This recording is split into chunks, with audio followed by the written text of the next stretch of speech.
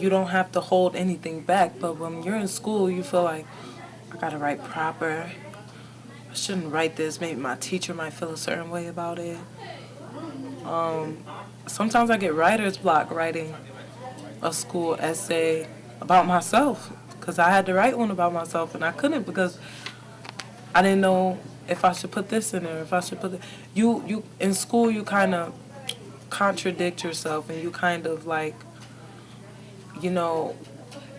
cover up some stuff. Like you kind of hide yourself in school, but when you're outside of school, it's like you open yourself up, you unfold everything.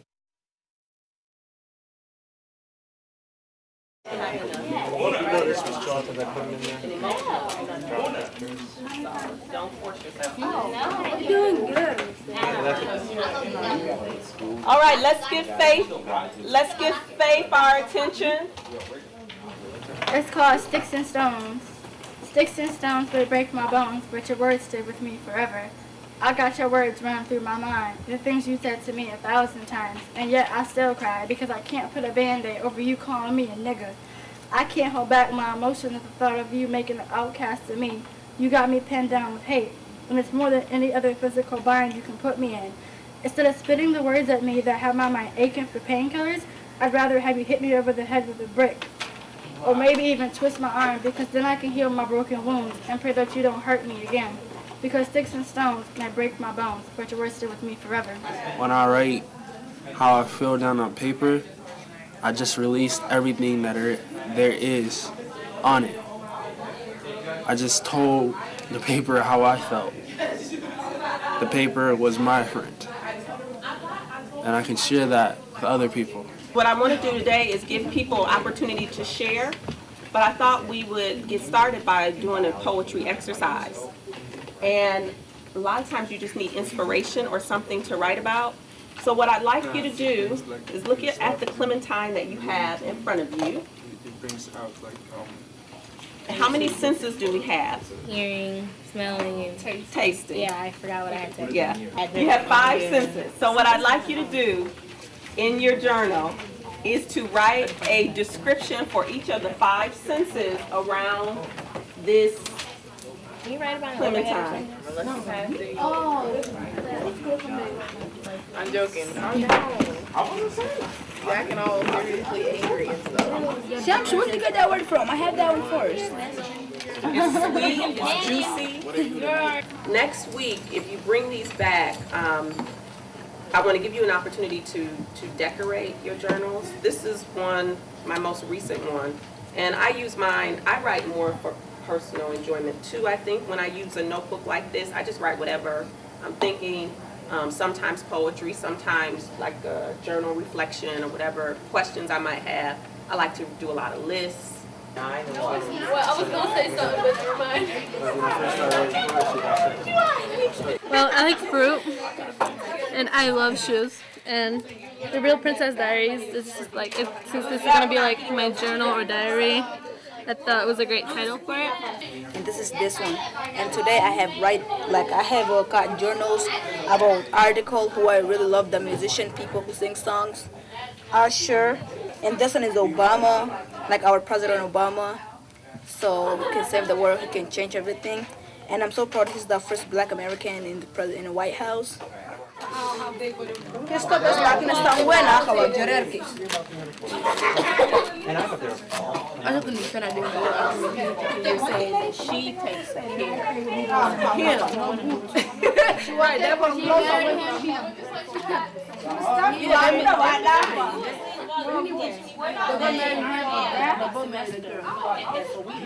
She married him. We have a number of English language learners who come to our after school project. And they're still developing their proficiency and confidence in the English language.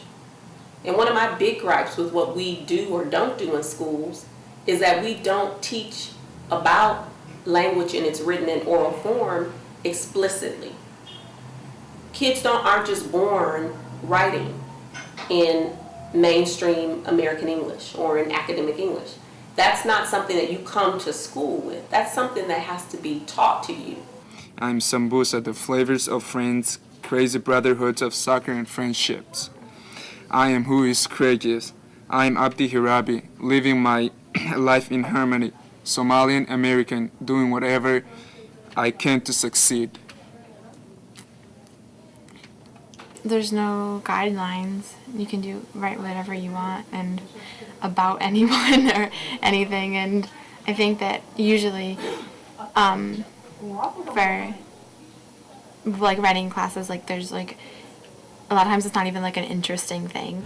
You don't have to use proper English, proper writing English. You just pretty much write the way you want to write. You could pretty much, you don't even have to spell the words right. When you're doing it in for a classroom, it has to be written right, written in a specific way. But when you're writing for yourself, you can pretty much do whatever you want. You can write however you want with it.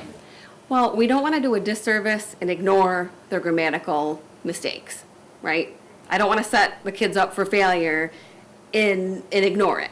So I might say, okay, let's say in a poem, they're using da instead of the, D-A instead of T-H-E. I might say, okay, is this how you want to come off? Is this the persona? Is this how you want this to be? Is this the authenticity of your piece, right? And I say, okay, we're going to go. If they say yes, I say, okay, we're going to go with that. And then we have that little conversation to the side. If this were a college essay, a professor might not be okay with that. Writing is a process. It's a thinking process. It's a physical process. So after the searching and organizing and thought process, it eventually leads to physical act of scribing or keyboarding or grabbing your charcoal stick or whatever and inscribing something somewhere, making a permanent record of those thoughts. Ask these kids how many of them have blogs. It's almost all of them do. And it's really, they want to record what they're doing. They want someone to witness their lives. They're all over the internet. It's what they do. They just don't like to call it writing. It is a digital world, and this generation of young folks are very comfortable with that, and it's not even something that they think about. And it's very different from my generation, but I think that we are ill-advised not to pay attention to the types of things that young people are participating in beyond the school walls, where they are indeed writing.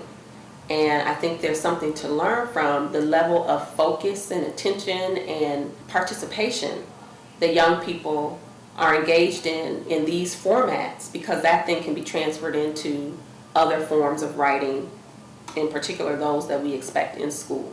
One of the students that we work with in the project, he has multiple websites and blogs and things that he upkeeps and maintains every day.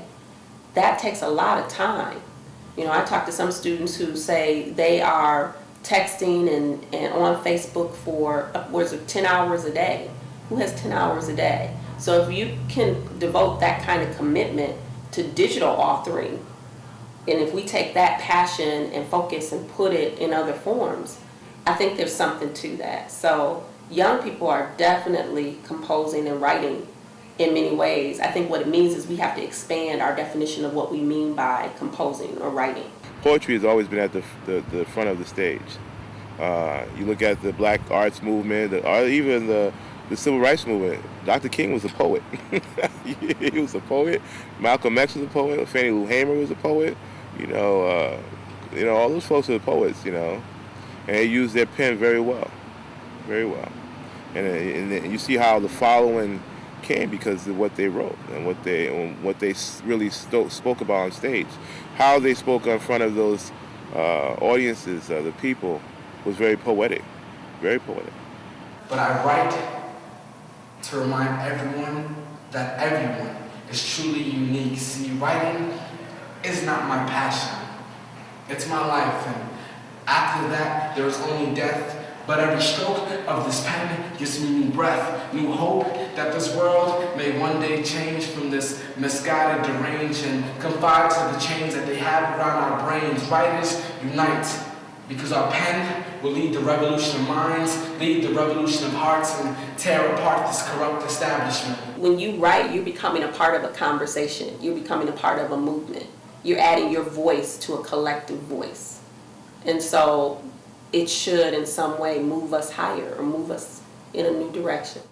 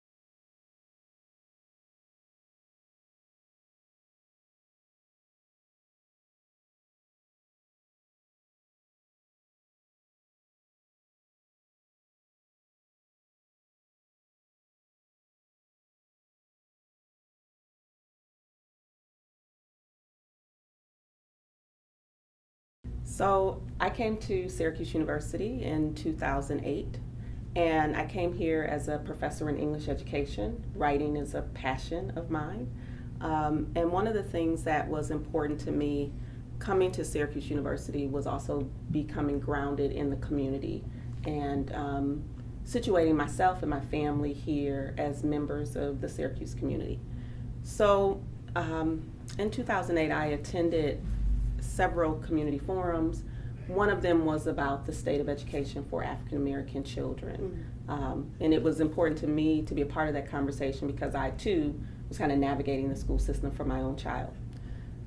During that forum, I remember hearing really a lot of frustration from families and parents about the educational situation for their students, many saying that their kids couldn't read, they couldn't write, they were dissatisfied with the educational resources, the teaching.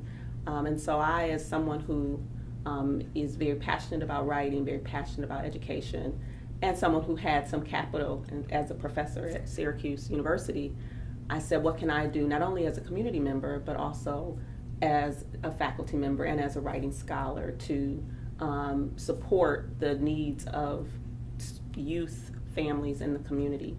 And so I just started offering writing workshops, which was something, as a writing teacher, I said, well, let me just go find space in a local library. So I was doing some work at Beecham Library in summer of 2009 now. And young people just started showing up on a Saturday for writing workshops. And it just became very apparent to me that there was a growing need and an interest for young people just to write creatively, but also to receive support in terms of academic writing as well. So that grew and continued to grow. And in 2009, I sponsored my first conference, Saturday conference. The program, we've called it Writing Our Lives. And on a Saturday in November at the Dunbar Community Center here in Syracuse, about 100 students came on a Saturday to just write. And we offered workshops in poetry, journalism, fiction, creating comics, just a range of multiple genres. And I was just amazed by the outpouring. At the time, my dean, Doug Bicklin, attended that conference, and I think he too was just kind of overwhelmed by the presence of young people. When you have these myths, in terms of the scholarship and in society about what young people don't do or won't do, and then you see that, one, that's false, but to see them so actively engaged and excited about writing on a Saturday when there are a plethora of other things that they could have been doing. He was really inspired by that and wanted to further support my efforts to try to help cultivate the youth writing community. So Doug, his medium in terms of his own scholarship is film and documentary. And he said, I think you should document this. You have something really special here, and we wanted to get the word out to other people and let other people see the kinds of things that are happening here in Syracuse. And also, if you do a documentary, it could also be a pedagogical tool, something you can use in your teaching. And so I said, okay, that's a good idea. I've never done film before. I wouldn't know where to start. He had worked with Thea St. Omer on some other projects for the School of Education and some of his film projects. And so he introduced the two of us and thought that it would be a good pairing given the type of work that she had been doing. And I didn't realize at the time when he introduced the two of us, I knew Thea because I had attended the screening of her film Nigger, which she screened at the Maxwell Auditorium at Syracuse University the year prior. So I had seen her work, but again, I wasn't familiar with her. So Doug introduced us. My first meeting with Thea was we vibed instantly. My thing about anytime you do research or even with film, and you go into a community to kind of document their lives or their experiences, I'm always a little skeptical about the perspective and the person and what their intentions are. She really wanted to just learn about what was going on. You know, she was an ethnographer in many ways, and so she just said, well, let me just start, you know, coming to some of the programs and just meet people, you know, talk to people, participate, engage, and that's what we did. So before she even began filming, at the time we had the conference, but then we also were doing some after school programming at one of the local high schools, and Thea just started to join me after school, learning the community, learning the environment, and from that, when she started to film, it was almost as if she wasn't there. It didn't feel intrusive because That's important. It was Yeah. so important Yeah. because she was already a part of, you know, the community, and she really tried to understand from my perspective as well as the young people why Writing Our Lives and why these out of school writing spaces were so important to us. And so that's where this documentary, Writing Our Lives, but Writing Beyond School Walls, came about. In watching the film, one of the things I appreciated was the authenticity of the students' reaction. I have not. First of all, you had such luxury in the fact that you were encouraged Yes. to document your work. Mhm. Because I've been doing this work since 2000 in earnest. I've done workshops on and off for years, and started with workshops. Actually longer than that, because in 1995, I think, or 94, I started working with AXO as a mentor. And because it's so hard to get one-on-one mentorship for the NAACP AXO program, I workshopped the kids at Happy Endings because I was running an open mic there. So my niece actually got me involved. I got a call from the AXO committee saying, oh, we want you to, your niece said that you would be her coach for the AXO competition. And I'm going, oh, sure. She hadn't discussed it with me. She was 15, you know. She just, Aunt Georgia will take care of it, right? So I started coaching a group of 10 students who, our thing was we're competing with each other and against everybody else. But I was able to start that process of peer critique and working as a team to everyone rise to a level. So in 1994, one of my students took the national gold medal. Wow, awesome. And that's a great story. Sometime I'll have to tell you that story. It's a terrific story of how she came to make the decisions about the poem she was doing. But anyway, since that time, and now it's 2015, I spent many years in arts integrated learning through the New York State Council on the Arts in many schools throughout New York State. I've done after school programs, and now with the Young Authors Academy here at the Downtown Writers Center, we're closing in on our 4th anniversary. Working with young people, I have documented very little. I have a lot of stories to tell, but I don't have what you have. But the fact that Thea went in and became part of the community also allowed her to be invisible in a way. Yes. She was no longer an intrusion, she was part of the community, and she was just a grown-up they didn't pay attention to, probably. So her camera wasn't intrusive either. So the responses, I've seen a lot of documentary evidence of the effectiveness of arts integrated learning over the years. And the power of language, the value of what we do with young people. And one of the reasons why I do it is that poetry saved my life.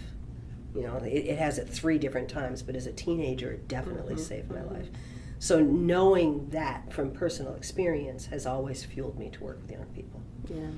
And when I watched the documentary, when these very earnest conversations, these comments from the heart of, this is my life. This was necessary for me, and I'm a stronger human being now.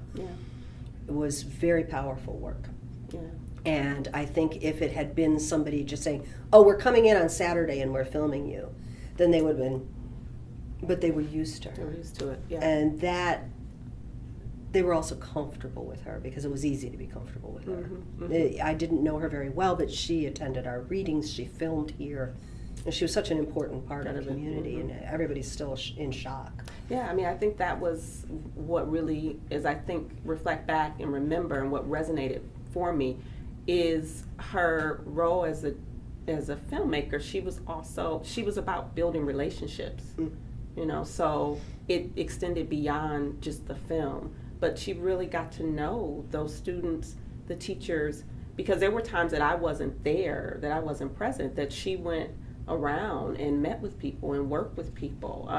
So she really became a part of the fabric of the program in many ways. But to your point around hearing the students' voices, that was one of the other reasons that I really wanted to do the work and to start writing our lives.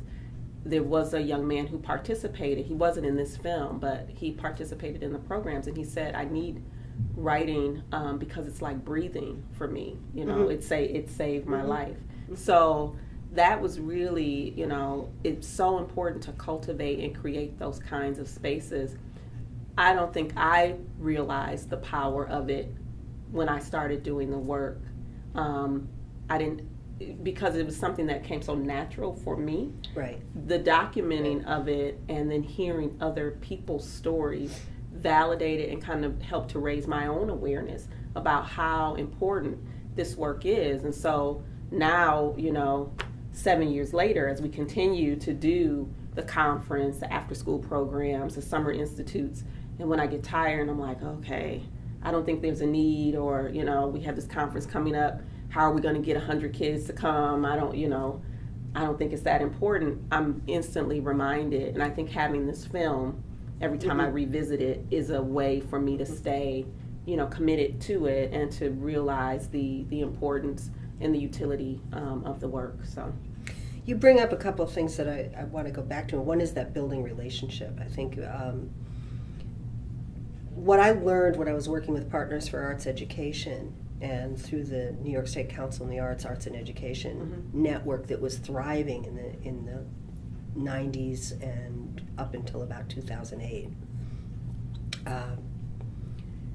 What we had was that notion that relationship building was really important in education, and that empowering people to be who they were, and not pushing in with a program. You know, that things are grown organically from the need. That was such an important lesson. And at times where, you know, I was guilty of trying to push in, I learned pretty quickly that you don't do that. You don't do that. Yeah. But if you answer a need and you build relationship, you can build trust with anybody. That's right. And that inclusion, safe space, the ability to speak your own truth will be trusted if it's given authentically, which is, that's a core value of the Young Authors Academy. It's a very diverse community of young people, but when they get here, it's really common of the first week a young person will come, and we're middle and high school. If they say, I don't fit in school, the kids say, oh, you belong here. This is where you know, this is where we are. You know, every so often we'll have something that there'll be some bickering and we have to talk about. We don't do that here. Right. You know, we're all, it's just understood. We're writers here together, and it doesn't matter how you express yourself, what you're saying. There's honesty, truth, and inclusion. This is a safe space. And the other piece is when you let it grow organically. If your funding is such that you have to hit certain numbers, you know, and it's about numbers, it's not, and it's about product, not process, it's not going to have the same level of authenticity and buy-in. That's right. When you are given the opportunity to grow as the need grows and answer the need as you recognize it, because you've built relationship within community and you've built relationship with the people with whom you're working. Doesn't matter if it's young people or adults. Then you have investment. Authenticity and true buy-in is built on trusted relationship. Yes. And the other thing that I've learned is trusted relationship is built on the ability to say, I don't know. Yeah. Let me find out. Yeah. Teach me. Yeah. What do I need to know? I'm always asking our kids, what do I need to know? And I think that was a core value for Thea. She was investigating, what do I need to know? Yeah. What will the world show me? Not do I see something so much as, but what will it show me through the lens? Yeah, she didn't go into it with, okay, this is what, because she interviewed me and we talked about kind of what the overall goals, but we didn't know what we were going to end up with. We were willing to kind of go down that rabbit hole together and see where it would take us, and it was a lot of learning in the process. Some of the things that you just said really strike a chord with me when I think about where Writing Our Lives is now and some of the challenges that we've had over the years, which I'm sure you've probably experienced too. But yeah, a lot of the work that I do, as a university professor, I connect it to my teaching and somewhat to my scholarship, but definitely to my teaching. So one of I'd say the hallmarks of Writing Our Lives has been that I'll bring my student teachers or students in my class. I've taught a course on 21st century youth writers, civic engagement, activism. And so students from those classes come and they do the work in Writing Our Lives, undergraduate students, graduate students. And so there's also kind of an apprenticeship and a mentoring into this process of how we do the work. And so I think at times I definitely have felt a sense of, I don't know if obligation is too strong of a word, but a responsibility to the learning of those students, right, to make programs happen. But that threatens the authenticity sometimes, because like we had an incident just this Tuesday at one of the community centers where we have Writing Our Lives, where there was some tension between the students and the staff members there, almost to the point of a physical altercation. And so the staff member said, center's closed, everybody's out. And I have graduate students there, like, I'm supposed to be doing this work right now, and the kids all have to go. And so there's a constant, for me, having to remind them that when you do work in community spaces, you have to kind of go with the flow. We're not architects of this. We are there to learn and we're there to participate. So I can't guarantee for you what's going to happen. I can't guarantee for you. Students are not required, the middle and high school students are not required to come to our program. It's their choice.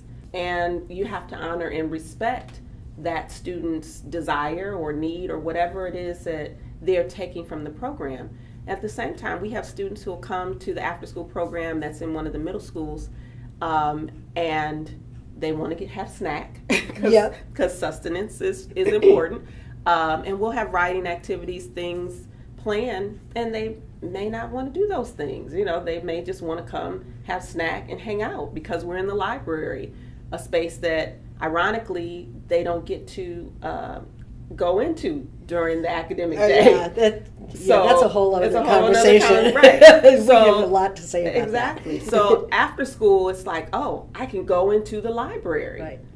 I can be in a space that is off limits for me during the academic day. And there's a program, Writing Our Lives, that's happening here.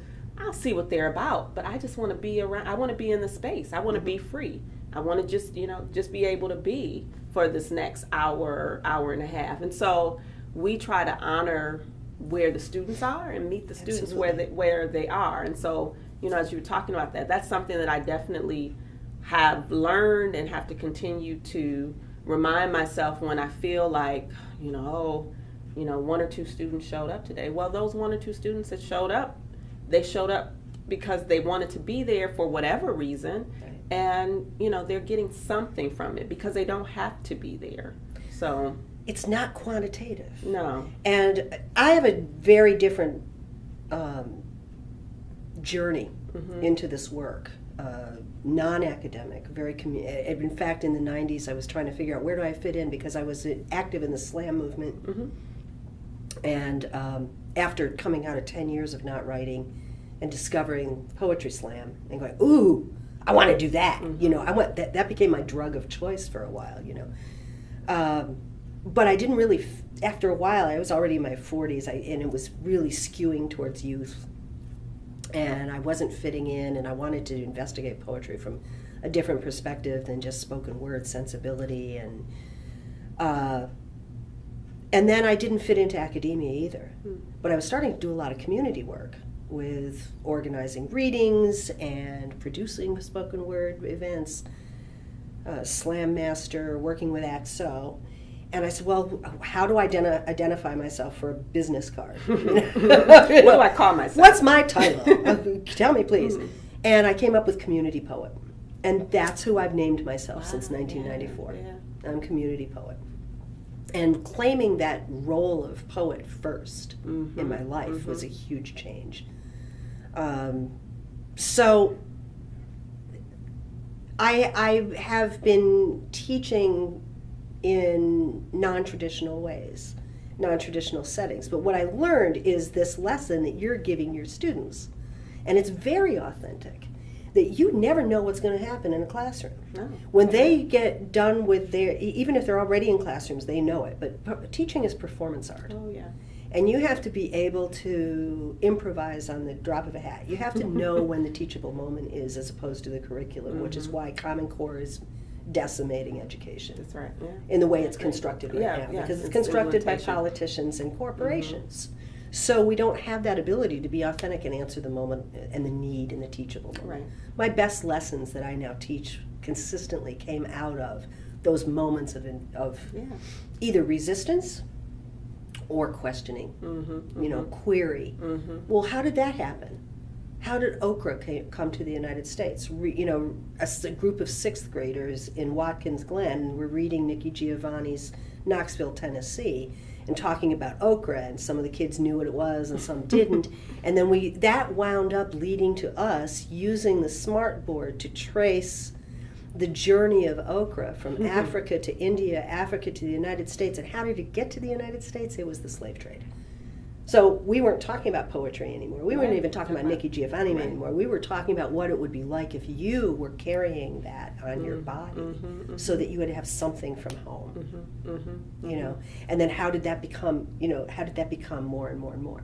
If I had to stick to a tight curriculum and feel that that's what I had to do, that discovery never would have happened. Yeah.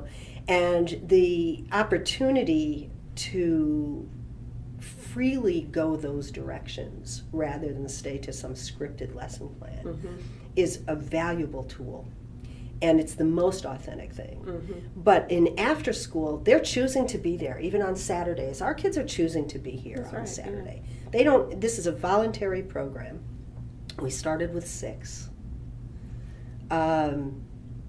We have been granted funding that allows us to grow organically. It's mostly word of mouth. And we have a completely diverse group of students who we originally planned 4 8-week sessions. They asked us to go to 10. If we take more than a month off, I get all kinds of, Miss Popoff, when can we come back? When can we come back? We do a retreat day in the wintertime. They asked for 2 hours instead of an hour and a half. Why? They wanted more time to critique each other. They know the difference between critique and criticism.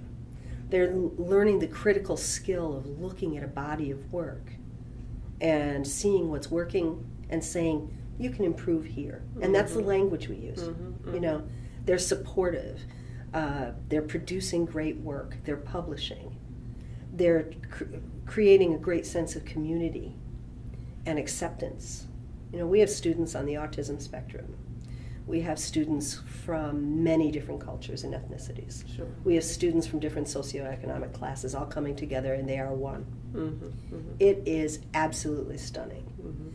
Some days on Saturday morning, do I want to go to work for a 6th day? Not so much, And I get here and sit down with the kids, get my poets going, and we talk about the poets.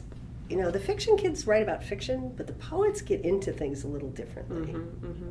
And now that they're really strong as a unit, we're talking about so many different social issues. We're talking about gender, we're talking about class, we're talking about politics, but in a way that they are really free to say what they think.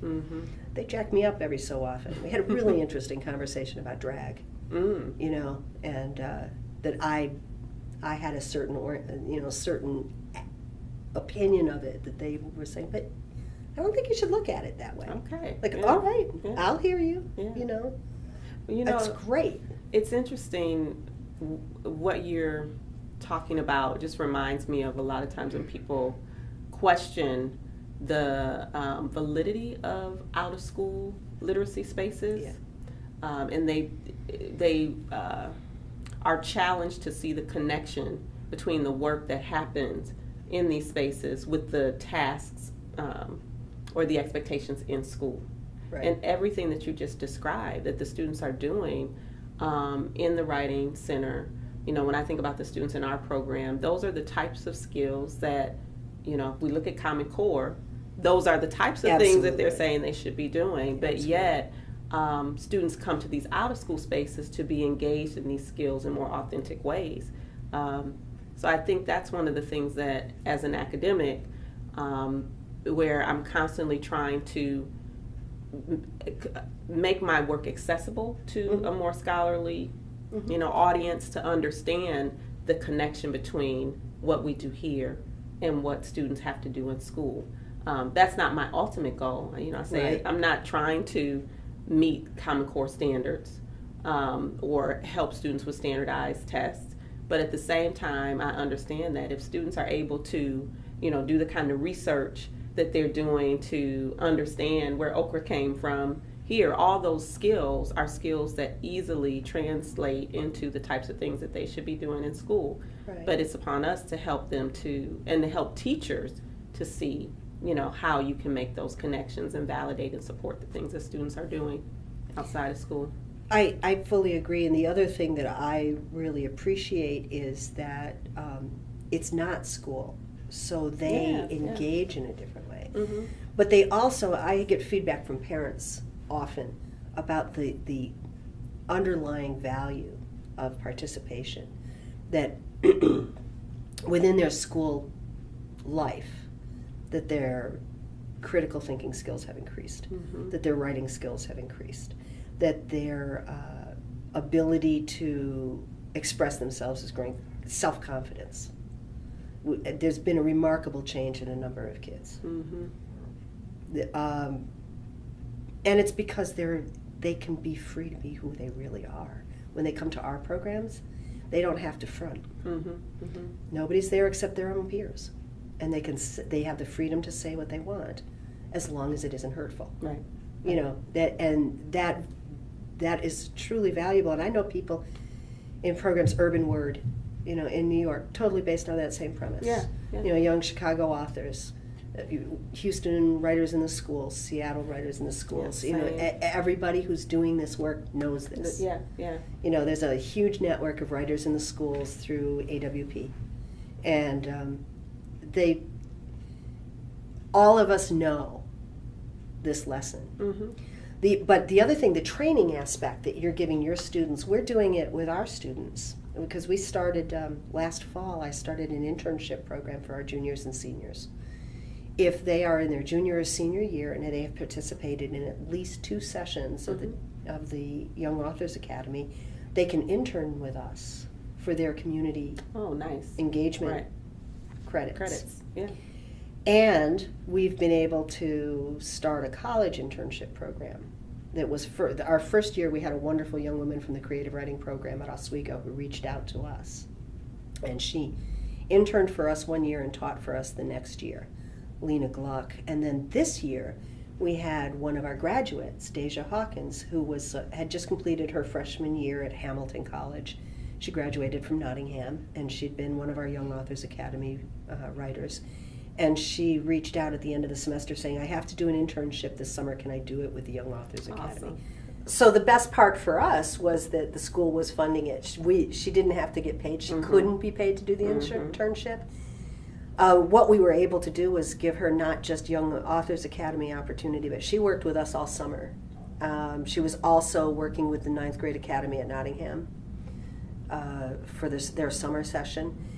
But she was doing anything from counting up paper plates and knives, plastic knives and stuff. Where were we with the party supplies, to organizing the library. She was doing assessments of our evaluations of our faculty from this winter and spring sessions for our adult classes. She was teaching the Young Authors Academy students, doing lesson plans herself. So she got a really good sense of nonprofit management, as well as giving back to something that had given to her. That's awesome. And it was just great. So I'm going to try to do that, because we have probably 10 of our graduates are in college now. It's somewhere between their freshman and senior year. We have a group of kids that will be going off to college next year. And they've published an anthology of their work as a fundraiser. They do great things, but mostly we just come here and write. Yeah, I mean, you know, the students in the film, many of them are now juniors or seniors in college. Some of the students who I was working with, you know, starting in 2008, they've graduated and now are professionals, or you know, doing. The young man who said, you know, I need writing. It's like breathing to me.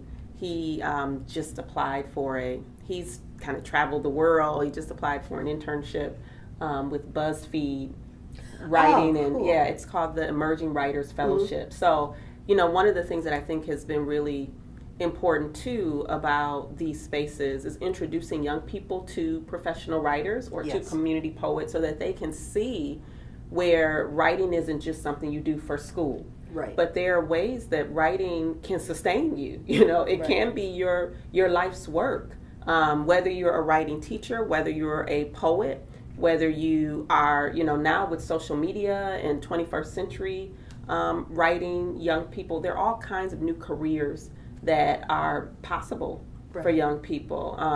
So they need to see, you know, we've introduced them to illustrators and artists, to, you know, people who are you know, published authors. That's always an awesome thing. This fall, I'm bringing Kwame Alexander, who's a poet who just won the Newbery Medal for his book, The Crossover, to SU as part of our urban lecture series. But he's going to do a visit with some of the students at Danforth Middle School. And so the boys will all read his book and then be able to engage with him, a poet, around, you know, the writing of his texts and around, you know, his own life. And so I think it's just important for them to be able to see that there are people just like me who write and who are proud to be writers.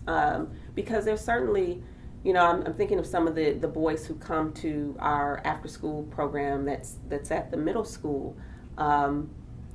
To say, you know, the program is called Writing Our Lives. So just by entering into those library doors, you're identifying yourself as someone who is interested in writing. Right. And so there's still a relationship that they have with it, where it's like, okay, I'm going to come into this space, but I don't like writing, you know. And I'm like, okay, but they stay. So, you know, you say you don't like writing, but you're coming into this space. And one of the things that, you know, I realized, and we started talking about this earlier, is that, one, they like to write. Their definition of writing is often, it's defined by whatever the school says it is. Right. So it's writing for this timed, you know, test or whatever. Yeah. So in that sense, they don't like writing. But when we start to, you know, break down the different kinds of writing and expand the notion of what writing is, then they can see themselves connected to it and say, oh, you know, I'm drawing a comic, or, you know, I'm working on this story file on the computer. That's a form of writing. That's a form of composing. So it's part of that, helping them to see that. But one of the reasons I know that they come into the library space is because there are books in the library. Right. So, and the library space tends to be off limit during the days, but they can come into the space and they can read the anime and the graphic novels and the comics and the, you know, all the different books and magazines that are there that they don't have access to during the day. They have access to it there. So there's this, you know, we hear this deficit framing of students of color around their literacy, around, you know, the achievement gap, that they don't read, they can't read, they're struggling readers. And here we have young people who I witness who are hungry for books, that they are stuffing them in their backpacks. Yeah. And I'm like, wait, you can't leave out this library with that book. Let me tell you a story. I used to teach at a workshop in the summers at Hillbrook Detention Center. Mm-hmm. So I had a young man, oh God, this is such a funny story. He wanted me to bring in Tupac's book. Mm-hmm. Let's pop off, bring Tupac. I said, I don't have Tupac's book. He goes, why not? I said, well, right now I can't afford it. And he goes, steal it. I said, no, I really can't do that. And he said, well, that's what I used to do. I used to go to Barnes & Noble and pick out books and stuff them in my book bag, and then I'd run, oh, the bus is coming, and I ran out the door. And the first thing that he stole was books. Uh-huh. I did have to remind him that he was in jail. I'm not. But that idea that his criminal path started as a child wanting access to books. Well, the sad thing about it, just as I'm listening to you and as I think about this, when we historicize this, that it used to be against the law for Black people to read. Yeah. So and for women. Yeah, right. So 2015, 21st century, we're still seeing this relationship to literacy that is not accessible. So that's really troubling for me. It's really troubling for me. Yeah, I'm still disturbed at the concept that any public school library is considered off limits during the school day. Mm-hmm. Like that. I became a poet in the library at Edward Smith School. Yeah. By going, I became engaged in reading. It was a couple of things. I had a teacher who read to us after lunch every day in second grade. And then by third grade, when I went to the library, I was finding books that I would consume. And by fourth grade, I was leaving poems on the corner of my teacher's desk in the morning. Mm-hmm. She told me that. I didn't remember that. She told me that. I was fostered by Walt Shepard. Myself, Tom Peyer, who's a noted author of comics, now back in town. We were his first kids. Media, way before the media unit. Yeah. We were the first kids that Walt encouraged us and taught us how to publish an underground newspaper. So I feel it's my obligation to give something back. But that access point, part of the Young Authors Academy is they get journals, pens. I have to reorder a combination dictionary, thesaurus. We often get books that we can give them.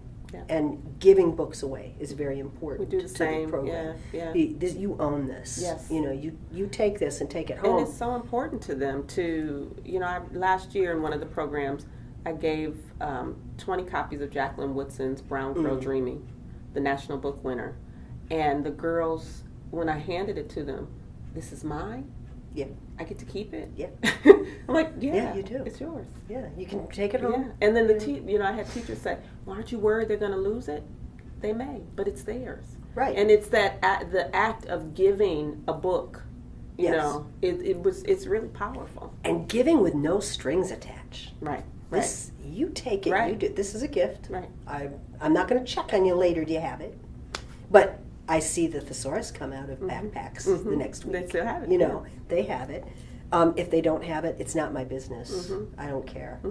By the way, Bronx Masquerade by Nikki Grimes, yes. right? And when she came here, we brought her back in 2008. And she did a whole thing with the school. And it's just so important for students to have those opportunities. Right. I just feel it's really important and it's so powerful to give young people books. I recently was asked by Scholastic to be a part of a project called Reading Makes the World Possible. I think that's the title of the book, but it was a whole movement to get different authors and teachers to write about the way that reading and books changed their lives. And it was a little essay that I contributed. Walter Dean Myers wrote for it, Kwame, and a number of different folks. And in mine, I wrote about, my own childhood and being someone who, as a child, was very to myself, but I found myself in books. Yeah. And there were characters like Ponyboy Curtis from The Outsiders, and Celie from The Color Purple, and Carrie from Stephen King's Carrie. Very different genres. But all of those characters were like people that, even though we weren't exactly the same, and our lives, histories, and experiences were very different, I connected to their stories and to their humanity. And I, was able to find myself in those texts and in the words of the books. Alice Walker, for me, has been a mentor teacher, just in the power and the beauty of the language and the words. And so for me, to give young people, Brown Girl Dreaming, Jacqueline Woodson's text is just beautifully written. The poetry is so beautiful. I think for me, it was discovering other worlds, not myself. Mm-hmm. I was an insular child in a lot of ways. And I found other worlds. So I was reading Louisa May Alcott, the Moffat books, loved the Moffat books, cried when I read the last one, and there were no more. It's like, oh no, I was devastated.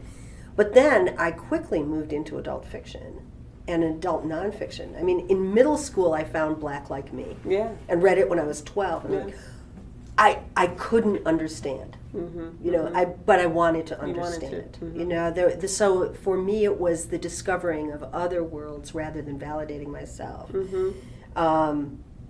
or finding bits of me. I did think that little Laura Ingalls Wilder had I wanted to live in a sod house. I don't know why. Everyone loves I think that was Laura Ingalls. I think that was a past life thing too. I really see it. I still watch reruns of Little House.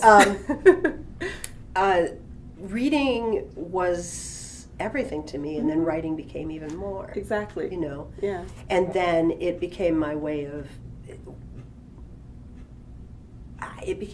being heard, even if nobody read it. It was on the page. It was on the page. I have it. Yeah. I know my young people, I keep telling them, I'm not even bringing in my high school poetry because you guys write so more fluently and beautifully than I did. And everybody thought I was pretty talented, but not like them. Their command is wonderful. But there's another value I want to just step back to for a second as far as the things that underneath our programs that are unspoken. We stress with our participants that this will help them get into college. That because they've participated, they have a plus factor on their applications.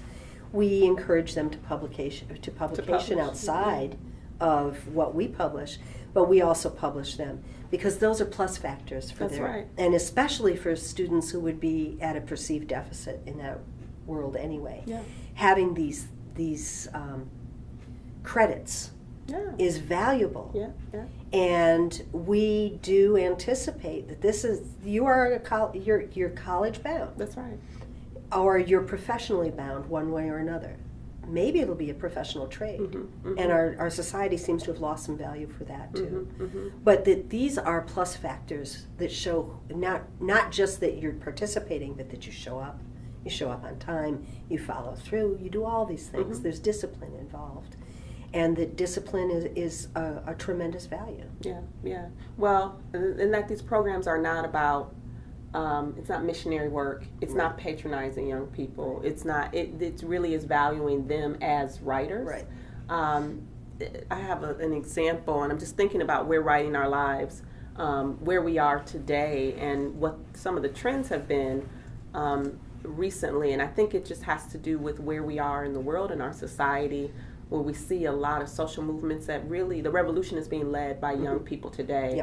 When we look at issues around racial violence, police brutality, the issues of inequity, and the challenge of social justice in our world today. I think young people are really leading the march. They're leading the movement. And writing and digital tools have been a way in which they are. And so with Writing Our Lives, a lot of our work has been around activism and civic engagement because, as we talked earlier about the authenticity of the work, that's where young people have wanted to go with it. So, our themes for conferences have been, around Youth Lives Matters or This year, the theme is Be Free, and it's around freedom and freedom of humanity. There's one of the youth writers who's been coming. She's a junior now in high school, and she's been attending since she was in middle school. And I work with her. It was shortly after the killing of Michael Brown that she Facebooked a number of us and said, we got to do something. This is happening all over the world, all over the country, but it's also happening right here in Syracuse too. And I want to do something. And so we all, myself and some of the other Writing Our Lives facilitators, kind of encouraged her. Said, well, what do you want to do? We will support you. And she, decided that she was going to have a protest right down here in downtown Syracuse, that she created a hashtag, a Facebook group, a poster. She did all of the marketing for it, the promotion. She prepared a speech to give, so we, work with her on that. She also was concerned about issues of sort of the school to prison pipeline in here in Syracuse, and so she wrote something to the school district, to the school board, that she would then go to a school board meeting and deliver that. So she started to use her writing skills as a means for change, to actually enact change. And to your point around publication, I was invited by one of my scholarly outlets to write a collaborative community piece around the Writing Our Lives work. And I said, wouldn't it be awesome to co-author something with this student who's a junior in high school, one of the Writing Our Lives facilitators, and myself. So across this incident. Yeah. So there's a piece now that she has published documenting the work that she's been doing with writing and activism, where she's definitely college bound. She definitely is someone who has a bright future, and she has this on her resume to say, at 16, I published in in a scholarly journal. So I think it's important for students to be cultivated to be leaders, but also to have real authentic opportunities with real audiences in terms of getting their work out. So when we do spoken word poetry, we can do it in this room, but we also have the underground poets and verbal blend and slams that happen all over the city, where we can get you, signed up and registered to present your work to a broader audience. And so just really encouraging them to see the possibilities, even because sometimes it's just that they didn't know, and that someone needs to invite them to be a part. And so Writing Our Lives, that's something that I'm really proud of, as I've seen young people kind of take the lead in keeping it going, because I know I can't keep it going myself. Right. It has to be, the next generation has to be invested in it as well. And it has to come from them. I'm a product of the 70s, 60s, and I was a very active voice as a teenager. It was during the Vietnam War. It was during, I grew up with the civil rights movement, grew up with a lot of the women's movement. And that was another element of what poetry did for me, particularly in high school. I was either writing about my boyfriend or I was writing about the war. It was one of the two things. Sometimes both in the same poem, which is why I'm not showing these poems to my kids. But they have the ability in class to write about anything. So they might be writing about social issues. They might be writing about personal issues. Well, we've been writing about cutting, or gender issues, domestic abuse, racial injustice, politics. And not because that's the subject. It can come out of, we can be writing about the word brown. And what comes out in the different responses can be anything. It can be about a nut, or it can be about being black. And then we have some great conversations, because I will always go with the conversation. I have a wonderful young man who has come into the poetry group from fiction. And I don't know why he first made the step, but he came in thinking that poetry was much more structured than fiction, and this and that and the other thing. But what it's given him as a teenage young man is the ability to express his emotions, where he was always, in fiction, he was creating worlds. And now in poetry, as he's in high school, he started in junior high. In high school now, he's examining his emotional truths. And he's also now come out to the group as gay, as well as to his family. We have a number of young people who are out, and like whatever. So your hair, you know, your hair is pink today. Great.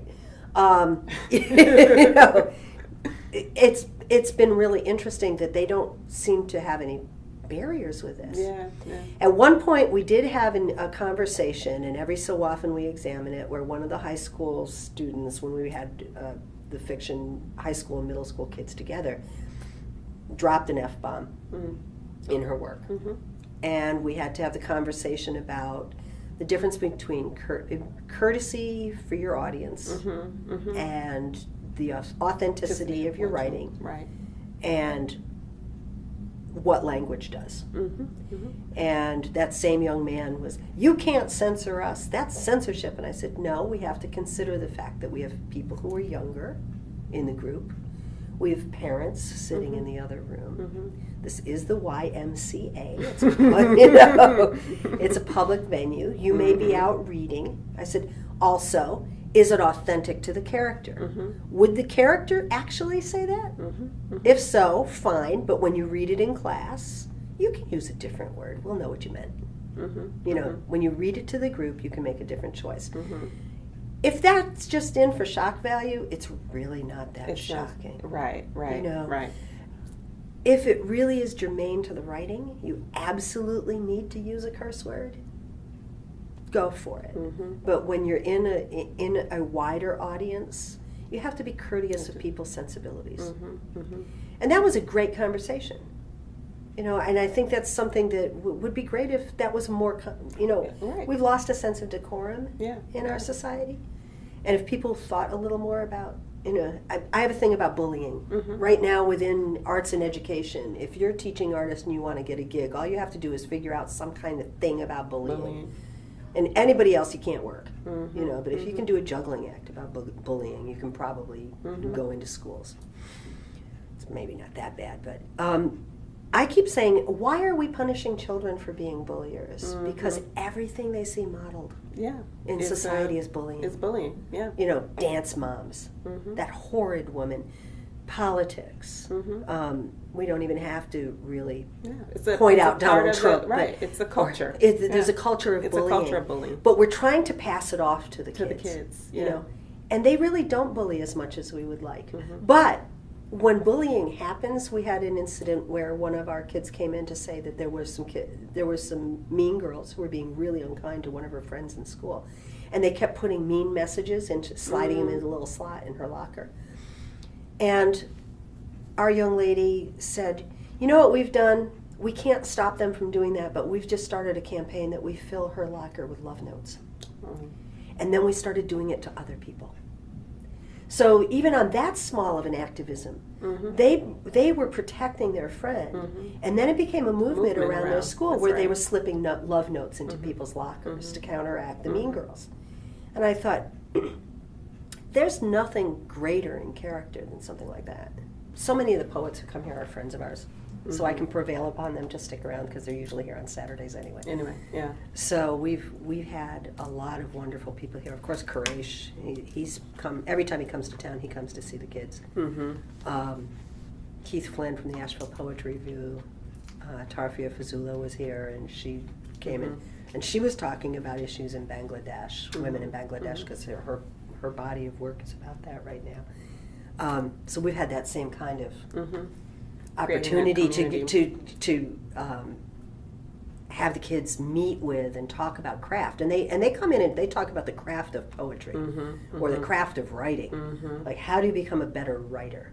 That the first draft is not it. That's the starting point. Right. You know, that's where you prove yourself as a writer is in what you do with the first draft to make it a powerful piece of writing that connects to, that builds a bridge. That writing is communication that builds bridges, either by saying, I'm not alone. Oh, that person felt that too? Or this is what you need to understand. You know, this is how you know about my life.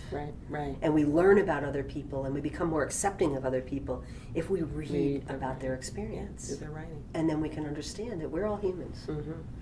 So we have that same Yeah. That same ethic of and intention of giving students opportunity to meet with professional writers and writers of all kinds of experience, so that they can say that you can be a writer and you can do other things too. You know, I sold insurance.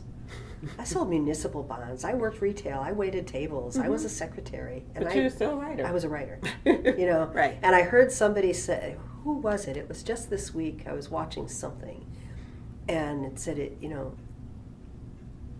if you're a writer, you're always going to write, no matter what happens. Yeah, yeah. There's always space for it. Yeah, yeah. And I want my students to understand that. We're also teaching them a little bit of advocacy in the classroom for better ways of reading that analyze this poem, or what does this poem mean, are two very useless questions. But what do I believe the poet wants me to think, feel, believe, or understand from reading the words? And where's the evidence for my belief? That's a very valid question. Oh yeah, yeah. You know, and that you can present that question or analyze that poem. It's not a formula. No. But if you experience, examine, interpret, respond, and reflect, you will be able to answer the other question. What does the poet want me to understand? That's right. But then we had that conversation just Saturday, and I said, now you can present this as an option. You can say to your teacher, can we look at it in different lens? But I did say, when it comes to the test, I have to advise you to answer the test the way the test needs to be answered. Yeah, well, those are the codes of power, right? You know, and I think that's one of the things for me as I think about where I want this work to go, and what I always want it to be is a space to have open and honest conversations about writing, the writing that we do personally, but also the writing that we do for school.